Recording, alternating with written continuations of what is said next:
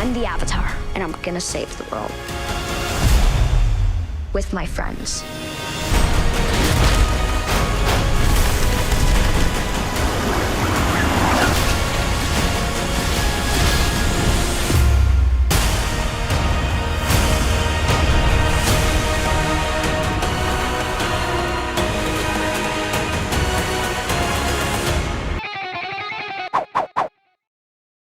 So, the original animated series is one of my favorite shows of all time. And I mean this sincerely when I say that all of you have done an incredible job of bringing these beloved characters to life in live action. Just absolute perfection. Thank you so much. That actually means a lot. That means a lot, yeah. Seriously. Very welcome. Did you feel any pressure to live up to the pedigree of the original? Gord, do you want to start? Yeah, sure. Yeah, it was a little bit of pressure, but we're just really hoping the fans are gonna enjoy what we've done with it and how we've brought the animation to life. Yeah. I know for me, I definitely felt that pressure and the expectations, you know, and especially being a part of the fandom, I want to be able to do it justice, you know, because it is such an iconic show, and I would say like one of the best animated shows like of all time. So. Yeah, I thought I definitely felt the pressure of the fandom, but was also really excited too. Yeah, I was pooping my pants, bro. I was like, I had so many emotions that first week. I was like, yeah. First one was like, because we all auditioned undercover, and I had no idea what I was auditioning for. So when they told us the first week, I was like, oh wow, really? Crying. Then I was like so happy, and then I was like listening to Leaves of the Vine. I was like crying again, and then I was scared. But then I was like, wait. Then we got the prep. We had so much time to prep and like get ready for it. And there's so many amazing people involved with the project that it relieved all of that pressure. Like once we actually got into the swing of it, it felt very natural. Mm-hmm. Right. Dallas, how about you?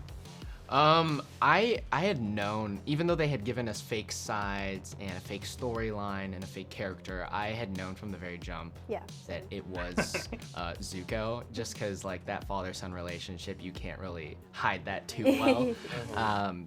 But so I felt the pressure from very early on, similar to Ian. I was like crying myself to sleep in the audition process because I wanted it so bad. Yeah, me too. You know, it was like such a huge role and a huge opportunity for me that I was like, I can't lose out on this. Mm-hmm. Oh yeah, it's monumental for sure. Yeah. So my next question, I love how bending is represented throughout the series with elements of martial arts mixed with meditation. Can you tell me about the training process and what arts you studied for your respective characters? Kiawentiio, do you want to go first? Yeah. So we did a boot camp for around 2 months before we started actually filming. And water bending is based off Tai Chi. And I know that when we were training, we were doing a mix of Tai Chi and Wushu stuff. And it was so cool for me to go through that, especially like I'm not as well versed in like the martial arts world as they are. So it was definitely a new experience for me. But yeah, I remember like halfway through, like I was working with Tai Chi specialists, but halfway through they brought in an actual Tai Chi master, and it was just so cool to like see her like do her thing and like try to follow along, and she was like teaching me, and it was just so special and meaningful. That's awesome. Dallas, how about you? I worked on Northern Shaolin Kung Fu for Zuko and firebending, but there were also just major elements of fantasy fighting involved, right? At the end of the day, we're bending these elements and manipulating them in a fighting style, so we could totally just also have fun with it and be creative and really talk to the VFX team of what this specific move may look like, or how the fire would come out of my hands, or if it stayed there. We really just got to work with everyone. But funny enough, all of us learned every single bending style in boot camp. Including me. He's the real Avatar. Every element, every single one. So you're all the Avatar then. We are basically all the avatars. Yeah. No, That's I fantastic. was like rizzing up my pillow for the role. I was like, Okay. going to class, like not like swinging wide. No, I'm just kidding. I didn't. I All don't right, well, know. thank you everybody for joining us today. I can't wait for the show to launch and for everybody to check it out. It's incredible. I can't wait for you to do more. Thank you so much for bringing this to life. I really enjoyed it. Thank you so much. That means a lot. Yeah. I chased down every hint of the Avatar. It's my destiny. I'm not someone who can stop the Fire Nation. I don't want the responsibility. You don't have to do this alone. You have me, Tara, and a flying ball of fur. What more do you need?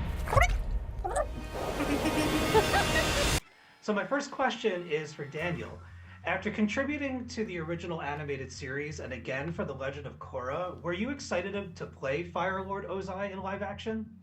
Yeah, I was, and I am. I think it's kind of a unique position I'm in to have actually been a part of the animated series, and to actually have been a part of a different kingdom other than the one that I'm playing in the live action. So it's kind of nice, and I've had fun with every iteration of it. That's amazing. That transition must have been so cool when you got the word about that. Yeah, no, I mean, Ozai is it's nice to play the big bad. It's nice to know that, you know, even though he doesn't show up a lot in the first series, you know, their paths, his path and Aang's are eventually going to meet, and you feel that tension all throughout. Yeah, somebody compared him earlier to like the wizard behind the curtain, and I thought that was a really great description for his character. Yeah, no, that's interesting. Especially, you know, if you think about the way he was portrayed early on in the animated show. Like, he did not really show up until, like, the second or third season. Right. Paul, thank you for bringing my favorite character in the series, Uncle Iroh, to life with such vigor and heart. Thank you. What's it like to play such a jovial and wizened character who's also haunted by the sins of his past? How do you prepare yourself to strike that delicate balance? Oh man, you know, I feel like I hit the jackpot, you know, like I won a lottery, because I get to play a character like that who's so complex and so, conflicted in a lot of ways, who suffered a lot of pain in the past, but is using that pain to sort of try to alter his nephew's future. It's a huge responsibility, and something that as a fan I knew I didn't want to mess up, and so, you know, it was just doing the research and like just standing on the shoulders of giants in a sense, right? Because I think the performances in the animated series, in terms of the writing, the voice acting, from Mako to Greg Baldwin, served as a really great foundational piece for me to sort of build this character off of. And using them as inspiration, but also making it my own just because it was an adaptation. There's subtle differences between my version of Iroh and the animated versions, but also having the fantastic castmates. Dallas and I, it's like Iroh and Zuko, those two are together, and that relationship has to work. And when you have a fantastic scene partner like Dallas Liu, who brings that, the mix of pure anger and rage, and still like him being lost and confused and hurt, and just needing that loving guidance, was something that was a joy to see him bring every day, every time we shot. And so that made it super easy in that sense, and a lot of fun too, because like we bonded as friends as well, offset, and we were just always sort of there. And I'm so proud of the work that he did, and finally being able to watch the episodes and going, it worked. In my opinion, it works, and it's so lovely to see him fly like that, and I'm lucky to be a part of that journey for him. Yeah, I, as a viewer and as a huge fan of the series for years, I really felt that bond. I thought it was an incredible performance from all of you, really.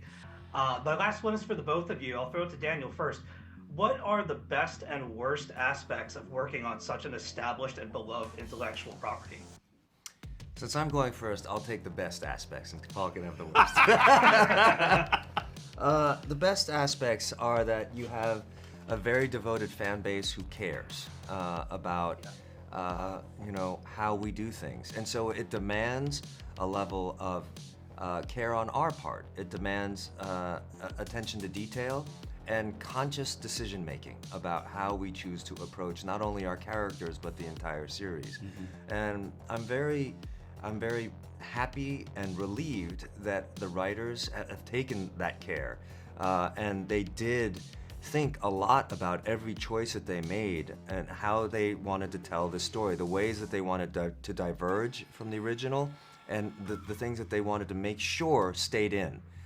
From the biggest things like the character arcs to the smallest little details about what some of the creatures looked like and, you know, when they were going to show up. And so I think it's going to be great for people who know and love the original series to be able to say, oh my God, look at that! I didn't think that was going to be in there, or they got that right. Yeah.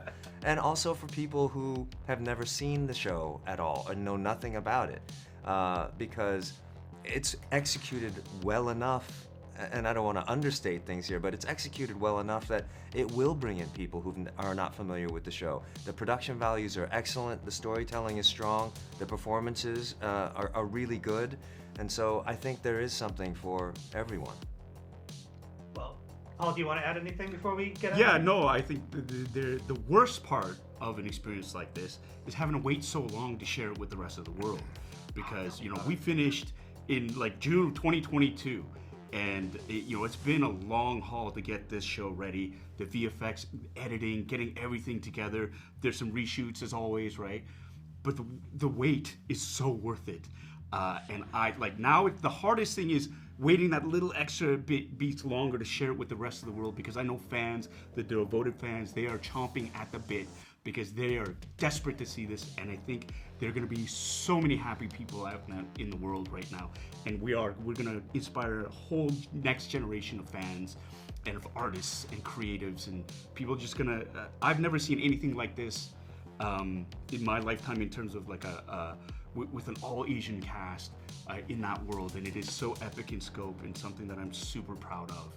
And yeah, I'm excited because I get to work with a guy like this, right? It's like right on. So. I think people are going to be blown away. I can't wait for them to see it. And thank you, gentlemen, so much for your time.